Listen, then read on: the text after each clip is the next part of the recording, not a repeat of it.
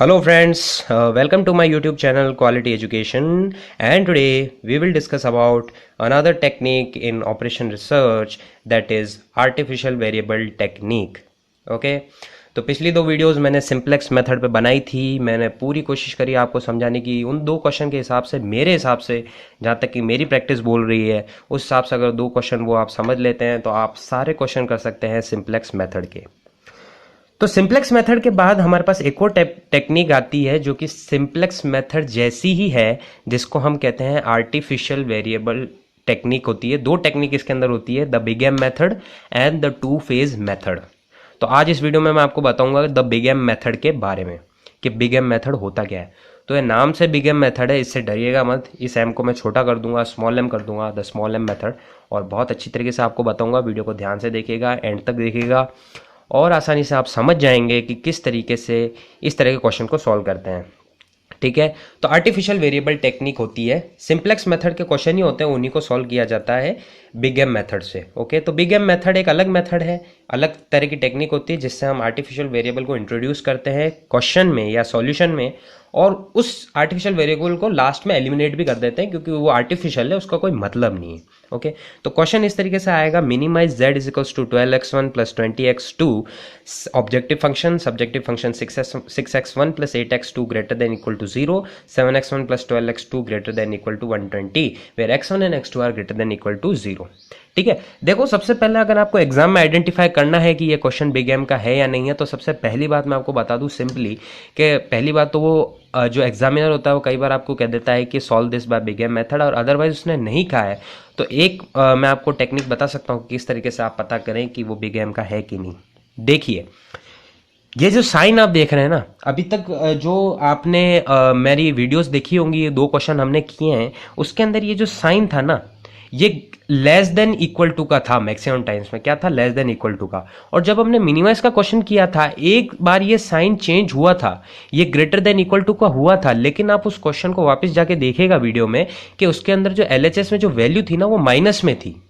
तो वो क्या हो गई, जैसे ही हमने माइनस से इंटू किया, वो लेस देन इक्वल टू हो गया, और वो क्या हो गया, माइनस से प्लस हो गई। लेकिन यहां आप देख सकते हैं कि यहां अगर मैं इस साइन को चेंज करने के लिए माइनस से इंटू करूंगा इस पूरी इक्वेशन को, तो मेरा जो राइट हैंड साइड है ना 100 और ये 120 दोनों माइनस में हो जाएंगे, जो कि मुझे नहीं चाहिए। मुझे ये दोनों वैल्यूज नेगेटिव में नहीं चाहिए, और वो क्यों नहीं चाहिए उसका भी मैं आपको रीजन बता दूंगा। तो वैसे मुझे ये वैल्यू नेगेटिव में नहीं चाहिए। ठीक है, तो वो क्यों नहीं चाहिए उसका भी मैं आपको एक रीजन नीचे बताने वाला हूं, और वो नेगेटिव में नहीं आए इसीलिए मैं आर्टिफिशियल वेरिएबल को यहाँ इंट्रोड्यूस करूंगा। तो सबसे जो फर्स्ट हमारा सॉल्यूशन होता है वो होता है स्टैंडर्ड फॉर्म। ठीक है ना, तो स्टैंडर्ड फॉर्म में हम कन्वर्ट करते हैं, पहले भी कर रहे हैं, अभी भी करेंगे। तो ये क्वेश्चन है मिनिमाइज का, minimise z is equals to 12x1 plus 20x2। तो सबसे पहले सब्जेक्टिव फंक्शन को कन्वर्ट करें, जैसे कि यहाँ पे ग्रेटर देन इक्वल टू है, तो अगर इसको मैं इक्वलिटी में कन्वर्ट करूंगा तो मुझे यहाँ पे -s1, यहाँ पे जैसे उसमें क्या था, +s1 था, तो उसको हम कहते थे स्लेक वेरिएबल। वैसे ही जब हम यहाँ पे ग्रेटर देन इक्वल टू का साइन हो तो हम यहाँ -s1 लिखते हैं, जिसको हम कहते हैं सरप्लस वेरिएबल। क्या कहते हैं, सरप्लस वेरिएबल। तो -s1 और -s2 ऐड करूंगा तो ये जो इनइक्वलिटी है ये इक्वलिटी में कन्वर्ट हो जाएगी, इज इक्वल्स टू 100 हो जाएगा। ठीक है ना। अब मैंने आपको एक चीज बताई थी कि ये तो मैंने कर दिया, लेकिन फिर भी पता है ना हमारा ये जो सॉल्यूशन है, अब हम एक बार एक सॉल्यूशन चेक करते हैं इससे। वो स्टेप हमारी सेकंड होगी, वो बिग एम मेथड में होता है। वैसे तो वो सिंप्लेक्स में भी कर सकते हैं, लेकिन उसकी जरूरत नहीं थी तो मैंने आपको नहीं बताया। इसमें उसकी जरूरत पड़ी है तो मैं आपको बता रहा हूँ कि हमको एक इनिशियल बेसिक फिजिबल सॉल्यूशन निकालना होता है। तो वो हम कैसे निकालते हैं, तो इनिशियल बेसिक फिजिबल सॉल्यूशन निकालने के लिए हमारे पास एक टेक्निक होती है कि हमको जो x1 और x2 जो वेरिएबल है ना, उनको 0 रख दो आप। तो मैंने यहाँ पे देखिए x1 और x2 वेरिएबल को अगर सब्जेक्टिव फंक्शन में 0 रखूंगा तो मेरी s1 की वैल्यू क्या आ रही है, s1 की वैल्यू आएगी -100। उस तरीके से मैं यहाँ अगर x1 और x2 को 0 रख दूंगा तो मेरी s2 की वैल्यू आएगी -120। मैंने आपको बोला था कि यहाँ पे वैल्यूज नेगेटिव आ चुकी है और यहाँ पे वैल्यूज नेगेटिव मुझे नहीं चाहिए, ये सॉल्यूशन नॉट फिजिबल हो जाएगा अगर ये नेगेटिव वैल्यूज आ रही हैं। तो मुझे इन नेगेटिव वैल्यूज को हटाना है, मुझे नेगेटिव वैल्यूज नहीं चाहिए। तो उस वजह से मैं क्या करता हूं, यहां पे एक आर्टिफिशियल वेरिएबल इंट्रोड्यूस करता हूं। ठीक है, आर्टिफिशियल वेरिएबल इंट्रोड्यूस करता हूँ। देखिए सरप्लस वेरिएबल का कॉन्सेप्ट भी बिग एम मेथड में ही आएगा और आपको बहुत कम देखने को मिलेगा दूसरे मेथड में, सिंप्लेक्स में बहुत कम देखने को मिलेगा। सिंप्लेक्स में मेनली स्लेक वेरिएबल का यूज होता है, सरप्लस वेरिएबल का यूज केवल यही होता है आर्टिफिशियल वेरिएबल टेक्निक में, हमारे टू फेज में और बिग एम में। बाकी आपको सरप्लस वेरिएबल का जो कॉन्सेप्ट है वो देखने को नहीं मिलेगा। तो यहीं आप देखते हैं सरप्लस वेरिएबल। तो ये सरप्लस वेरिएबल को आपको सबसे पहले बात आप ध्यान रखिएगा, माइनस करना है। जैसे हम प्लस करते थे स्लेक वेरिएबल, सरप्लस वेरिएबल को माइनस करना है उससे, ये जो ग्रेटर देन है क्योंकि ये ज़्यादा है। देखो अगर एक देसी, अगर मैं आपको अंदाज में समझाऊं तो ये ज़्यादा है, इसको कम करना है तो मैं क्या करूंगा, इससे कुछ घटा दूंगा। तो यहाँ मैंने घटा दिया है भैया, -s1 -s2 घटा दिया है। तो सीधी सी बात, यहाँ पे 100 और 120 इस तरीके से आ जाएंगे। उसके बाद अब मैं क्या करता हूँ, ये नॉट फिजिबल सॉल्यूशन आ गया तो मैं एक आर्टिफिशियल वेरिएबल इंट्रोड्यूस करता हूँ जिसका नाम है a1 और a2। ठीक है ना, तो यहाँ पे मैंने एक आर्टिफिशियल वेरिएबल इंट्रोड्यूस कर दिया a1 और a2। ठीक है ना, तो अब मैं क्या करूंगा, जब इसका फिजिबल सॉल्यूशन निकालूंगा ना तो मैं क्या करूंगा, x1 x2 और s1 तीनों को जीरो रख दूंगा। x1 x2 और s2 तीनों को जीरो रख दूंगा। s1 s2 भी जीरो हो जाएंगे, पहले x1 x2 जीरो हो रहे थे, अब ये भी जीरो। तो a1 की वैल्यू आएगी 100, a2 की वैल्यू आएगी 120, जो कि फिजिबल है। ठीक है ना, नेगेटिव नहीं आनी चाहिए, फिजिबल है। ठीक है ना, उसके बाद मैं क्या करूंगा, ऑब्जेक्टिव फंक्शन अब मेरा क्या होगा, ऑब्जेक्टिव फंक्शन में इस तरीके से लिखूंगा 12x1 plus 20x2 plus 0s1 plus 0s2 plus जो मेरा होगा a1 प्लस a2। लेकिन a1 a2 जैसे ही मैं यहाँ प्लस करता हूं तो एक और आप चीज देखिएगा, जो मेरी यहाँ पे इक्वलिटी हो चुकी थी, यहाँ पे मैंने इक्वलिटी कर दी ना, लेकिन जैसे ही मैं अगर प्लस a1 करूंगा तो एक और चीज, इक्वलिटी बिगड़ रही है भैया, ये इक्वलिटी बिगड़ रही है और सब्जेक्टिव फंक्शन का इंपैक्ट ऑब्जेक्टिव फंक्शन पे पड़ता है। तो मुझे क्या करना पड़ेगा, इस इनइक्वलिटी को बिगाड़ने से रोकने के लिए एक m यहाँ पे लगाना पड़ेगा, ये m जिसको हम कहते हैं पॉजिटिव पेनल्टी। और यही m के हिसाब से इस पूरे प्रोसेस का नाम पड़ा है बिग M मेथड। ठीक है ना, तो ये पेनल्टी मैंने लगा दी a1 और a2 पे, जिससे इसकी वैल्यू काफ़ी कम हो गई है a1 और a2 की, और उसका इम्पैक्ट जो मेरे ऑब्जेक्टिव फंक्शन पे नहीं पड़ा है। देखिए मैं आपको ये थ्योरेटिकल बात बता रहा हूँ, बाकी मैं आपको रटा भी सकता हूँ, इसमें कोई बड़ी बात नहीं है, मैं आपको सीधा भी बता दूंगा, उससे आप सॉल्व कर लेंगे। So that is not a very big deal. लेकिन जो चीज़ मुझे बॉदर करती है वो ये है कि आपको रीज़न पता होना चाहिए कि इसका नाम बिग एम क्यों पड़ा है। तो m1 और m2 मैंने बिग पेनल्टी लगा दी है। अब एक और चीज़ मैं आपको बता देता हूँ, आप याद रखना पड़ेगा आपको ये याद, कि जब भी मिनिमाइज का क्वेश्चन हो ना, तब हम यहाँ पे तो हमको चलो उस हिसाब से करते हैं हम कि जो स्लेक सरप्लस वेरिएबल है तो हम ऑफकोर्स यहाँ प्लस a1 ही करेंगे और यहाँ प्लस a2 ही करेंगे, ताकि हमारा जो आंसर है फिजिबिलिटी में आ जाए। लेकिन ऑब्जेक्टिव फंक्शन में ध्यान दीजिएगा, अगर यहाँ मिनिमाइज का क्वेश्चन है तो यहाँ पे हम प्लस ऐड करेंगे ma1 प्लस ma2।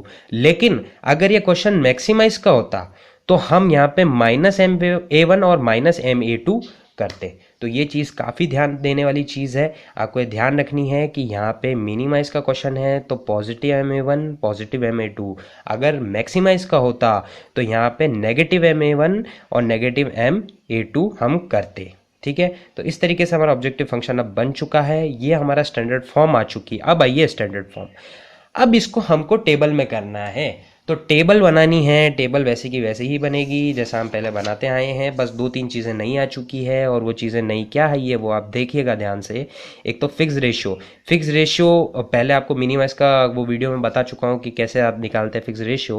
उसके बाद CB होता है, CB हमारा क्या होता है, कोफिशिएंट ऑफ बेसिक वेरिएबल।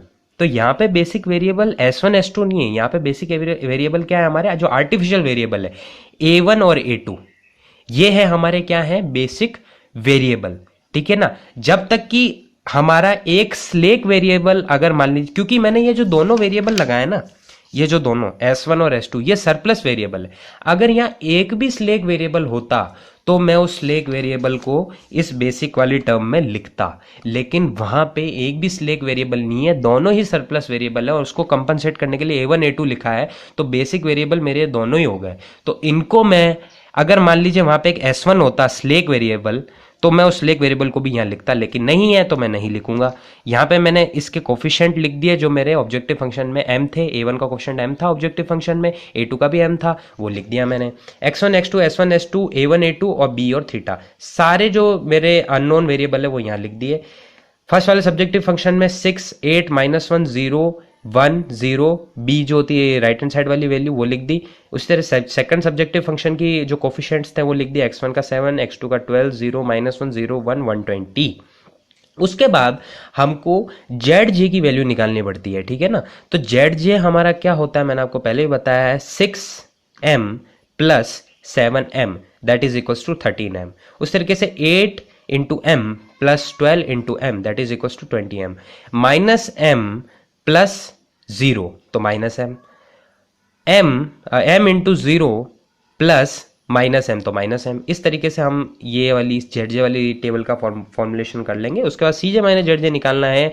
जो सी जे है हमारा वो कभी चेंज नहीं होता है। सी जे क्या था, 12 20 0 0 m। और अगर आप फिर भी लिखना चाहें तो वापस आप देख सकते हैं, सी जे जो होता है वो मेरा कोफिशिएंट्स होते हैं, क्या होते हैं, 12 20 0 0 m और m, ठीक है। तो आप यहाँ लिख सकते हैं अगर आपको कोई दिक्कत है तो 12 20 0 0 m एंड m, ओके। तो ये मैंने लिख दिया है। वैसे तो आप भी लिख सकते हैं, कोई इसमें बड़ी बात नहीं है, लेकिन आप मैंने लिख दिए हैं यहाँ पे सी जे की वैल्यू, ये हर टेबल में वही रहेगी, ठीक है ना। उसके बाद हम सी जे माइनस जेड जे निकालेंगे। 12 माइनस 13m 20 माइनस 20m, सी जे माइनस जेड जे निकाल लिया, उसकी रो आ गई। क्वेश्चन देखिए किसका है, क्वेश्चन है मिनिमाइज का। तो मिनिमाइज का अगर क्वेश्चन हो तो मैंने आपको बताया था मिनिमम नेगेटिव वैल्यू हम देखते हैं। तो यहाँ पे आपको मैथमेटिक्स इतनी तो आती होगी कि मिनिमम नेगेटिव वैल्यू कौन सी होगी, क्योंकि 20 माइनस 20m है तो ये बहुत ही ज़्यादा नेगेटिव वैल्यू है। तो ये ज़्यादा नेगेटिव वैल्यू, इसके मैं इसको की कॉलम मार्क कर देता हूँ। और यहाँ पे मैं ये देखता हूँ कि minimum positive value minimum positive ratio value कौन सी है, लेकिन वो पॉजिटिव होनी चाहिए, वो नेगेटिव नहीं होनी चाहिए। तो यहाँ पे 10 है, क्योंकि 25/2 हो जाएगा 10 से ज़्यादा, तो इसलिए मैंने इसको चूज़ नहीं किया। इसको मैंने मार्क कर दिया है की रो। इंटरसेक्टिंग एलिमेंट मेरा होगा 12, 12 इज माय की एलिमेंट, की एलिमेंट मेरा 12 हो जाएगा। 12 मेरा क्या हो गया, की एलिमेंट। अब मुझे ये देखना है कि जो मेरा लिविंग कौन सा है, लिविंग है मेरा 8 और x2, कौन सा है 8 और x2, और वो कहाँ जाएगा, वो जाएगा A2 और M को, मतलब A2 वाले को अब हमको हटाना है। तो A2 वाले को एक चीज़ ध्यान रखिएगा, अगर मैं यहाँ से हटा रहा हूँ ना तो मुझे इस A2 को यहाँ से भी हटाना पड़ेगा, ठीक है। तो A2 यहाँ से भी हट जाएगा, ये M और A2 दोनों हट जाएंगे, और ये 2M हट जाएंगे। इसकी जगह क्या आ जाएंगे, x2 और 8, ठीक है। तो यहाँ आप नई टेबल जब बनाएंगे तो आप देख सकते हैं कि यहाँ मेरा क्या आ गई वैल्यू, x2 और 20, सॉरी x2 और यहाँ पे 20 है, 8 नहीं है, x2 और 20, वो वैल्यू मेरी यहाँ आ जाएगी, ठीक है। और अब देखिए नई टेबल में मैं A2 को एलिमिनेट कर चुका हूँ, A2 वाला जो पूरा कॉलम है वो हट चुका है। मेरा मेन मोटिव इस बिगेम मेथड में ये रहता है कि मुझे जो ये आर्टिफिशियल वेरिएबल है इस पूरे कॉलम को हटाना है, इधर से भी और इधर से भी, ठीक है ना, ये मेरा मोटिव रहेगा। अब जब मैं सी जे को वापस वैसा का वैसा ही लिख देता हूँ, यहाँ पे मेरा MA1 हो जाएगा। अब एक मैंने आपको जैसा कि फिक्स रेशियो वाला बताया था, भैया फिक्स रेशियो क्या होता है, फिक्स रेशियो होता है, इसका फिक्स रेशियो क्या हो जाएगा, ये था मेरा की एलिमेंट, इसको मैं मार्क कर देता हूँ आप सभी के लिए। ये की एलिमेंट फिक्स रेशियो इस वाले रो के लिए क्या हो जाएगा, 8/12 दैट इज 2/3। तो अगर मुझे नई टेबल जब मैं बना रहा हूँ, इस टेबल में तो सारे एलिमेंट फिर इसको 1 करूंगा तो सब में 12 से डिवाइड हो जाएगा। तो 7/12 1 0 -1/12 0 0 120/7। उस तरीके से इसको अगर मैं बना रहा हूँ तो किस तरीके से बनाऊंगा, 6 माइनस 2/3 इंटू 7 ब्रैकेट में, ठीक है, इस तरीके से होगा। एक बार मैं आपको लिख के बता देता हूँ, 6 माइनस 2/3 जो मेरा फिक्स रेशियो है, और 7 जो मेरा क्या है, जो की रो है ना उसका एलिमेंट है। उस तरीके से सेकंड वाला क्या हो जाएगा, 8 माइनस 12 इंटू 2/3। तो इक्वल ये क्या हो जाएगा, 8 माइनस 8 इज इक्वल्स टू 0। उस तरीके से यहाँ पे 0 आ जाएगा, ठीक है ना। यहाँ पे 0 आ जाएगा, सॉरी ऊपर वाला हम सॉल्व कर रहे हैं। उस तरीके से ये सबको सॉल्व कर लीजिएगा और ये पूरी रो आप नई टेबल में फॉर्मुलेट कर लीजिएगा। तो ये नई टेबल इस तरीके से हमारी बन जाएगी। फिर जेड जे निकालेंगे। जेड जे कैसे निकालते हैं, इसी तरीके से इसको इससे भिड़ाना, इसको इससे भिड़ाना, इसको इससे भिड़ाना, इसको इससे भिड़ाना, उस तरीके से जेड जे आ जाएगा। फिर सी जे माइनस जेड जे, इसमें से इसको माइनस करना है, सी जे माइनस जेड जे आ गया। सी जे माइनस जेड जे अभी भी आप देख सकते हैं हमारा आइदर, क्योंकि ये क्वेश्चन किसका था, क्वेश्चन था मिनिमाइज का, तो मुझे इसके अंदर आइदर पॉजिटिव या जीरो चाहिए, जबकि ये जो है सॉल्यूशन मेरा आइदर पॉजिटिव या ज़ीरो नहीं है, यहाँ पे नेगेटिव वैल्यूज़ आ रही हैं। तो नेगेटिव वैल्यू कौन सी वाली आ रही है, ये वाली जो है मेरी नेगेटिव वैल्यू है, ठीक है ना। हाईएस्ट नेगेटिव वैल्यू कौन सी है मेरी, यहाँ पे आप देख सकते हैं कि सिंपल सी मैथमेटिक्स से हाईएस्ट नेगेटिव वैल्यू कौन सी होगी मेरी, आप भी बता सकते हैं। जो ये वाली होगी वो मेरी हाईएस्ट नेगेटिव वैल्यू होगी, क्योंकि इसमें m मल्टीप्लर में माइनस में। तो ये वाला जो होगा ये मेरा हो गया की कॉलम, इसको मैं मार्क कर देता हूँ, ये हो गया मेरा की कॉलम, ये हाईएस्ट नेगेटिव वैल्यू है। और नेगेटिव मुझे चाहिए नहीं, क्योंकि ये मिनिमाइज का क्वेश्चन है, इधर पॉजिटिव या जीरो चाहिए, तो इसको मैंने मार्क किया। उसके बाद यहाँ देखूंगा मिनिमम रेशियो कौन सा वाला है, तो आप 120/7 को आप करके देख लीजिए, जो मिनिमम आपको पता पड़ जाएगा। 120/7 क्या होता है, 120/7 की वैल्यू आएगी 7 एकम 7, 7 क्या, 3 और 4 में 7 पंजाब 35, कुछ वैल्यू ज़्यादा ही आएगी वो, ठीक है ना। तो वो वैल्यू ऑफकोर्स 15 से ज़्यादा होगी भैया, वो थोड़ा मैं अभी इतना बोल बोल के कंफ्यूज हो गया कि 120/7 की जो वैल्यू होगी 15 से ऑफकोर्स ही ज़्यादा होगी, सामने दिख रहा है। तो 15 जो है मेरा, 15 मेरा लोएस्ट पॉसिबल रेशियो है, इसको मैं मार्क करूंगा। दोनों इंटरसेक्ट कहाँ हो रहे हैं, इंटरसेक्ट हो रहे हैं 4/3 पे। ये मेरा क्या हो गया, की एलिमेंट, की एलिमेंट को 1 करना है, तो 1 करूंगा। अगली टेबल में कैसे करूंगा, 3/4 से पूरी रो को इंटू कर दूंगा। इसका जो है, इसका फिक्स रेशियो क्या हो जाएगा, 7/12 इंटू 3/4 क्या हो गया, 7/16। तो 7/16 जो होगा मेरा, इसका क्या आ जाएगा, इसका आ जाएगा, सॉरी 7/16 इसका आ जाएगा फिक्स रेशियो, ठीक है ना। 7/16 इस रो का आ जाएगा फिक्स रेशियो। तो ठीक है भैया, इसका फिक्स रेशियो आ गया मेरे पास। अब मुझे क्या करना है, सिंपल अगली टेबल में 7/16, अगर मुझे ये वाला कॉलम फॉर्मुलेट करना है तो 7/12 7/12 माइनस 7/16 इंटू 4/3, ठीक है। 4 4 जा 16, तो क्या आया मेरे पास, 7/12 माइनस 7/12, तो ये मेरा क्या हो गया, ज़ीरो। तो यहाँ ज़ीरो आ गया भैया, जो मुझे चाहिए कि जो की एलिमेंट होता है उसके करस्पॉन्डिंग ज़ीरो होने चाहिए। 0 0 0 हो गया।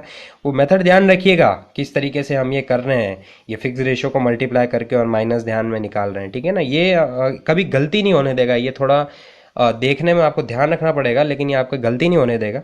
दूसरे भी बहुत सारे मेथड होते हैं, लेकिन वो आपको नहीं करने चाहिए, ये थोड़ा सही मेथड है, तो इसलिए मैंने आपको बताया। तो इस तरीके से हमने ये वाला रो भी निकाल लिया है। और अब एक चीज़ आप देखिए कि जब हम ये वाला रो को, ये हमारी थी की रो, और हमारा ये था क्या था, ये सॉरी थी की रो, और ये था की कॉलम, ये था की एलिमेंट। मतलब जो हमारे आउट गोइंग है वो थे x1 और 12, और कहाँ जाएंगे, a1 और m को रिप्लेस कर देंगे। a1 अगर यहाँ से हटेगा तो ये ध्यान रखिएगा a1 और m यहाँ से भी हट जाएंगे, तो हमारा मोटिव भी सॉल्व हो चुका है। a1 और m यहाँ से भी हट चुके हैं, यहाँ देखिए यहाँ पे a1 और m वाली रो हट चुकी है, क्या है, x1 x2 s1 s2 b, और यहाँ से भी हट चुके हैं। तो हमको ये ध्यान रखना पड़ता है कि बिग एम मेथड में हमारे पास लास्ट में आर्टिफिशियल वेरिएबल नहीं बचने चाहिए। आर्टिफिशियल वेरिएबल को पूरी तरीके से हमको एलिमिनेट करना है a1 a2 को, और हमारा आंसर आ गया है यहाँ पे, क्योंकि आप देख सकते हैं CJ minus ZJ either positive या जीरो आ चुकी है। तो हमारा यही लास्ट ऑप्टिमल सॉल्यूशन है। यहाँ आप OS लिख दीजिए, OS optimal solution. Okay, now अब हम ऑप्टिमल सॉल्यूशन लिख देते हैं, आंसर इसका लिख देते हैं। कैसे लिखेंगे, x1 क्या होगा हमारा 15, x2 क्या होगा 5/4, और z मिनिमम क्या होगा 205। अगर उसको आप जो भी यूनिट दे रखी है क्वेश्चन अनुसार से, यहाँ 2.05 पैसे था तो उसमें कन्वर्ट कर दिया। तो इस तरीके से ये क्वेश्चन बिग एम मेथड का था। थोड़ा सा इसमें ध्यान रखने वाली बात वहीं आती है कि हमको लास्ट में ये इंश्योर करना है कि आर्टिफिशियल वेरिएबल पूरी तरीके से टेबल में हट जाएं, और लास्ट में जो वैल्यू बचे वो in terms of x1 x2 या फिर स्लैग वेरिएबल भी हों, तो उस टर्म में भी आंसर आ सकता है s1 s2 के टर्म में, लेकिन आर्टिफिशियल वेरिएबल नहीं होने चाहिए। तो इस तरीके से ये था हमारा बिग एम मेथड। बहुत ही मैंने आपको पूरी कोशिश करी है समझाने की, और समझ में आया हो तो प्लीज़ लाइक कर दीजिएगा, और कमेंट बॉक्स में लिख सकते हैं। कोई भी प्रॉब्लम हो यू कैन आस्क मी, ठीक है। और प्लीज़ वीडियो को अच्छी तरीके से देखिए, और क्वेश्चन को एक बार खुद सेल्फ भी ट्राई कीजिए, क्योंकि मैथ्स है, मैथ्स आपको करने से आती है। देखने से शायद आप उतना नहीं जान पाए। प्रोसेस आपको समझाने की पूरी कोशिश की है। Thanks for watching.